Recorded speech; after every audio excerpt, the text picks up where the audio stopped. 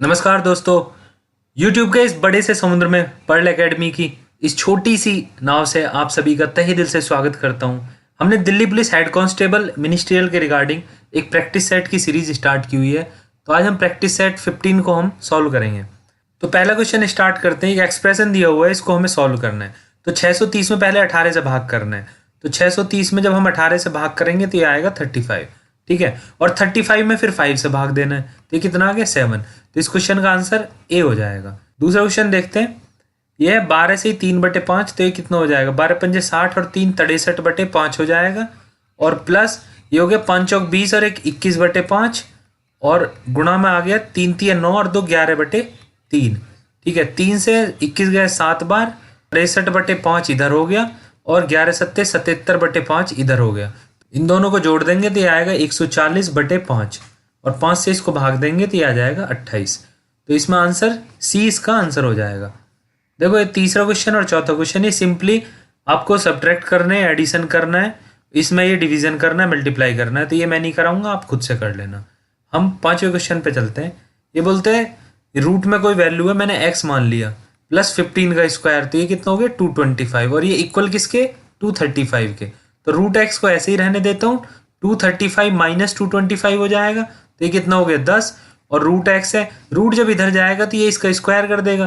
तो 10 का स्क्वायर कितना हो गया 100 और ये एक्स की वैल्यू पूछ रहा है कि यहाँ पे जो ये क्वेश्चन मार्क दे रखा है इसकी वैल्यू बताओ, तो इसकी वैल्यू आ जाएगी 100। अगला क्वेश्चन देखते हैं। एक क्रिकेट खिलाड़ी ने 8 मैचों में 52 रनों के औसत की दर से रन बनाए। पहले 5 मैचों का औसत 50 रन का था, तो बाकी 3 मैचों के रनों का औसत कितना होगा। देखो एवरेज के क्वेश्चन में हमेशा क्या होता है, औसत के जो क्वेश्चन होते हैं इसमें टोटल सम और बटे नंबर, जितने भी उसके नंबर हैं, यही एक फॉर्मूला है जो हर जगह लगता है। आप इसको किसी भी तरीके से यूज कर सकते हो। तो इसमें अगर मैं ये जानना चाहूँ कि 8 मैचों में 52 रनों का औसत था, पर टोटल रन कितने बने थे 8 मैचों में, तो टोटल रन बने थे 8 गुणा 52। ये दिया हुआ है ना, एवरेज था 52 और नंबर कितने मैच थे 8, तो 8 की 52 में गुणा करेंगे तो टोटल सम मतलब टोटल रन आ जाएंगे।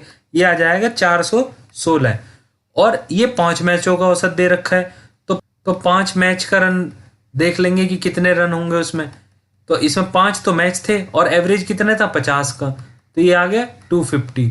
तो ये जो बाकी बचे होंगे ये 3 मैच के रन होंगे टोटल। तो ये कितना बचेगा, अगर मैं 416 से 250 को माइनस कर 166 बचेगा और ये 166 जो है 3 मैचों के रन है। अगर मैं 3 मैचों का एवरेज निकालूं तो ये क्या होगा 166/3, तो ये हो जाएगा 55.3। देखो ये था बेसिक मेथड, पर पेपर में आपको इस मेथड से नहीं करना है। आपको किस मेथड से करना है वो मैं आपको बताता हूँ कि 8 मैच थे और इनका एवरेज कितना आ रहा था 52। अब मैं अलग अलग करके देखता हूँ। तो जो 5 मैच थे उनका एवरेज था 50 और ये जो 3 मैच थे इनका ये पूछ रहा है, ठीक है ना।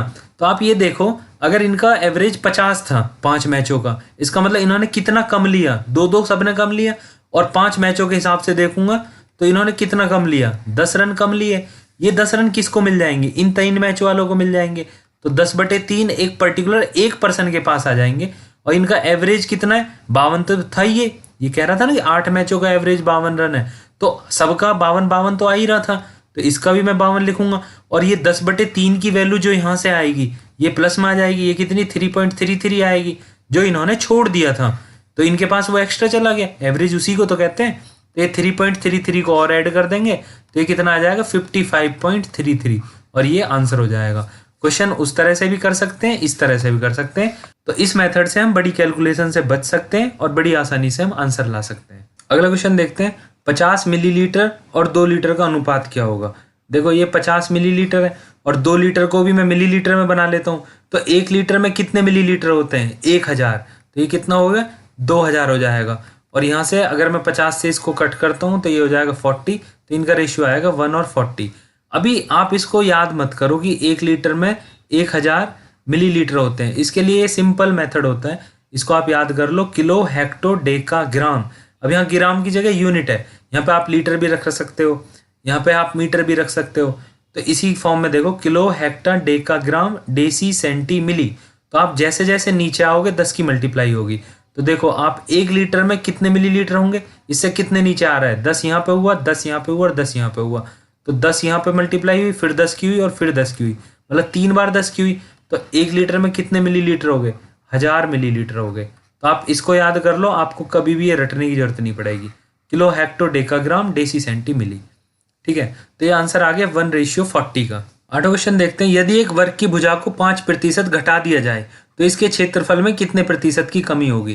देखो ये question successive discount, compound interest, population, area, volume, increase decrease जो होते हैं, ये हर जगह ये फॉर्मूला लगता है। तो 5% को आप क्या बोलोगे?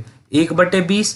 ठीक है ना। और ये जो वर्ग है, वर्ग का एरिया क्या होगा? भुजा का स्क्वायर हुआ होगा। भुजा 2 बार आ रही है और 5% घट रही है, मतलब 20 की वैल्यू में एक वैल्यू घट गई, तो कितनी बची? 19।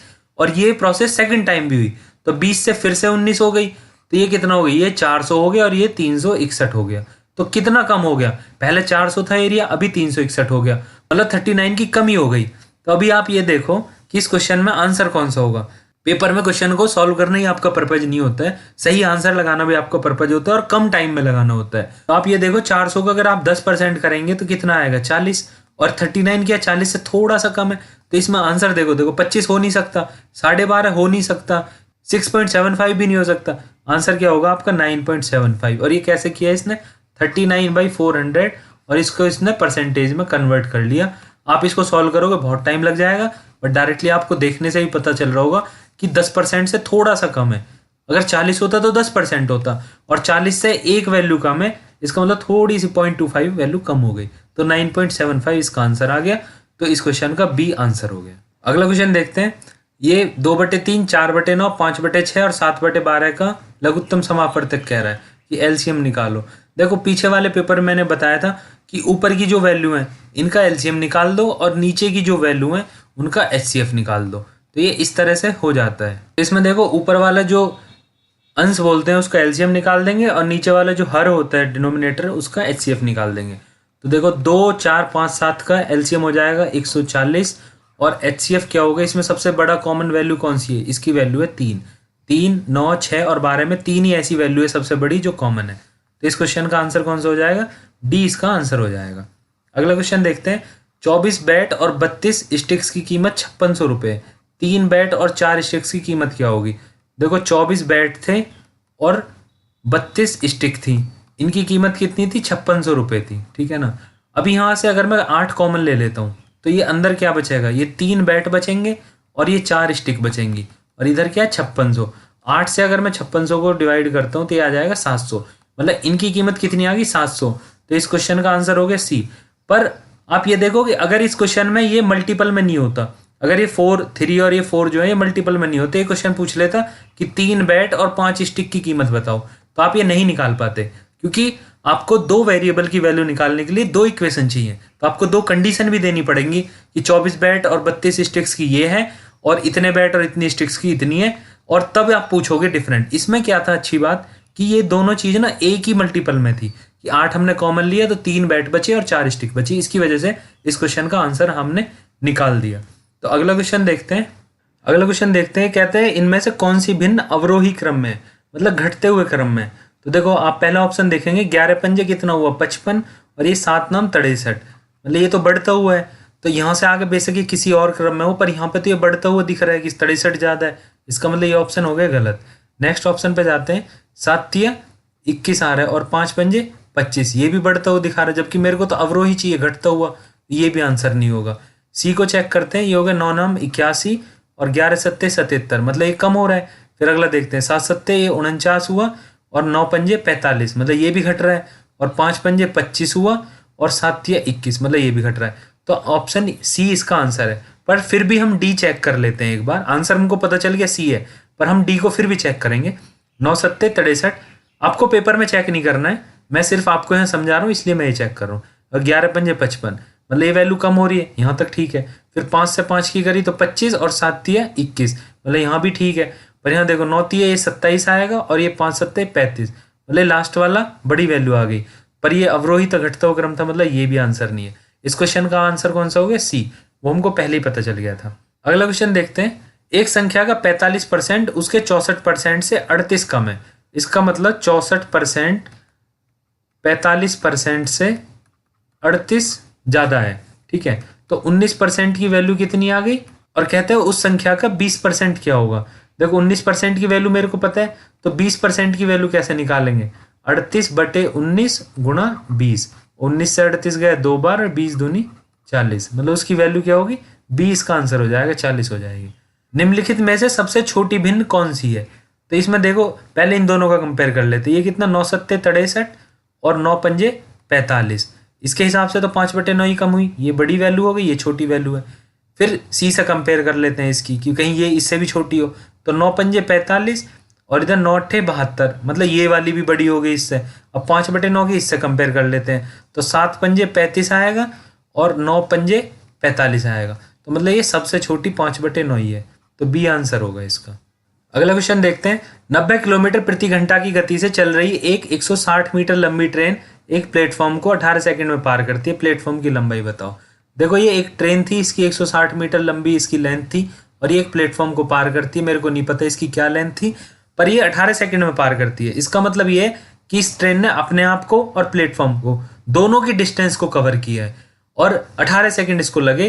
पहले हम क्या करेंगे, 90 किलोमीटर पर आवर को हम मीटर पर सेकंड में कन्वर्ट कर लेंगे, क्योंकि ये जो भी लेंथ दी हुई है वो मीटर में दी हुई है। तो 5/18 से गुणा करेंगे, आ जाएगा 25 मीटर पर सेकंड इसकी स्पीड आ गई।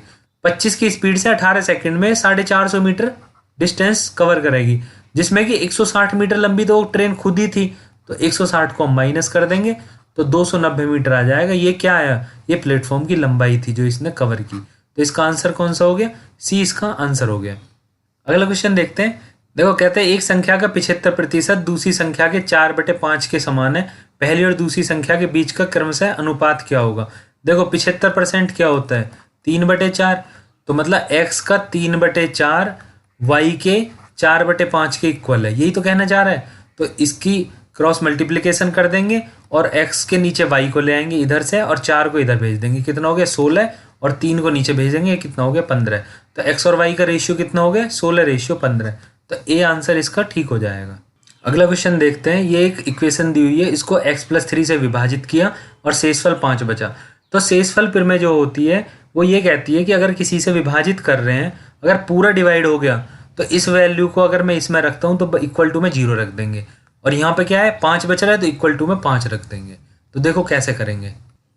तो सबसे पहले हम क्या करेंगे, x+3 को 0 के इक्वल रखेंगे, यहाँ से x की वैल्यू आ जाएगी कि हमको क्या पुट करनी है, x बराबर -3 हमको पुट करना है, और x बराबर -3 को इस इक्वेशन में पुट करेंगे तो इक्वल टू में 5 आ जाएगा, बिकॉज यहाँ पे 5 शेषफल बचा हुआ है। तो a को ऐसे ही रखेंगे, x बराबर -3 यहाँ पे रखेंगे, तो ये क्या हो जाएगा -27, ठीक है, +9 x² करेंगे तो ये -3 का हो जाएगा स्क्वायर, और यहाँ पे रखेंगे 4, तो x की वैल्यू -3 पुट करेंगे, माइनस का 10 और बराबर में रखेंगे 5। ये 5 इसलिए रखा क्योंकि शेषफल 5 बचा हुआ था।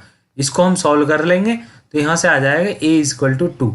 तो a = 2 कौन सा आंसर है, इस क्वेश्चन का बी आंसर हो जाएगा। अगला क्वेश्चन देखते हैं। बोलता है x+6 का कारक है और ये इक्वेशन दी हुई है, तो p का मान बताओ। जैसे ऊपर का क्वेश्चन किया था इसी तरह से इसको भी करेंगे कि x+6 को पहले 0 के बराबर रखेंगे, और यहाँ से क्या x बराबर -6 आ जाएगा।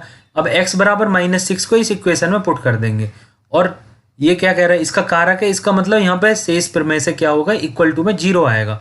तो x³ तो इस इक्वेशन में रखेंगे तो -6 को क्यूब में रखेंगे तो ये कितना -216 आ जाएगा, +3 x² करेंगे तो ये कितना 36 हो जाएगा, +4 और -6 रखेंगे, प्लस p = 0, क्योंकि यहाँ पे वो उसका कारक है, मतलब उसको पूरा सेटिस्फाई कर रहा है, तो कुछ भी शेषफल नहीं बच रहा है अगर सेटिस्फाई कर रहा है। तो यहाँ से हम सॉल्व कर लेंगे और p की वैल्यू आ जाएगी, इसको हम सॉल्व कर लेंगे और p की वैल्यू आ जाएगी 132। तो इस क्वेश्चन का आंसर हो जाएगा सी। अगला क्वेश्चन देखते हैं। tan 62 की वैल्यू दे रखी है p/q, तो tan 28 की पूछ रहे हैं, तो इसमें क्या एक राइट एंगल ट्रायंगल बना लेते हैं, और ये tan 62 है तो मतलब इसको 62 मान लेते हैं, तो ये क्या, ये p हो गया, ये q हो गया। अभी ये क्या पूछ रहा है, ये तो 90 डिग्री है, तो ये क्या बचेगा, ये 28 बचेगा। ये कह रहा है tan 28 की वैल्यू बताओ, तो tan 28 की वैल्यू हम डायरेक्टली बोल सकते हैं, देखो परपेंडिकुलर अब tan 28 के हिसाब से q हो जाएगा, और बेस क्या हो जाएगा p, ऐसे हम डायरेक्टली q/p बोल सकते हैं। तो आंसर हो गया b। अब इसको थोड़ी स्टाइलिश तरीके से करना है तो वैसे भी आप कर सकते हो कि tan 62 की वैल्यू क्या है, p/q। अब tan 62 को मैं क्या लिख सकता हूँ, cot 28 लिख सकता हूँ, तो p/q। अब cot 28 tan 28 का उल्टा होता है, तो इसको अगर मैं tan 28 करता हूँ तो ये क्या Q बटे P हो जाएगा। ऐसे भी वही निकल रहा है, ऐसे भी वही निकल रहा है, आपका मन है जैसे आपको अच्छा लगे। तो इसका आंसर बी हो जाएगा। अगला क्वेश्चन देखते हैं। एक त्रिभुज के दो कोणों का अनुपात 3:5 है। ठीक है। त्रिभुज का तृतीय कोण दो दिए गए कोणों में बड़े कोण का दुगुना है। मतलब ये बड़ा कोण कौन सा है इसमें, जिसका रेशियो 5 है, इससे दुगुना है। मतलब हम इसको 10 ले सकते हैं। तो त्रिभुज का सबसे बड़ा कोण बताओ। तो इसको अगर मैं 3x 5x और 10x बोलता हूँ और इनका सम निकालता हूँ, क्या होगा 18x। ये त्रिभुज के तीनों कोणों का योग आ गया। और ऐसे योग कितना होता है 180। तो x की वैल्यू कितनी आ गई 10।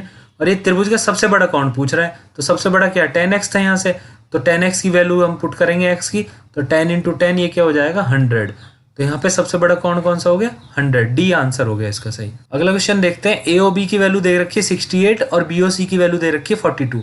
तो कह रहा है एंगल AOC की माप बताओ।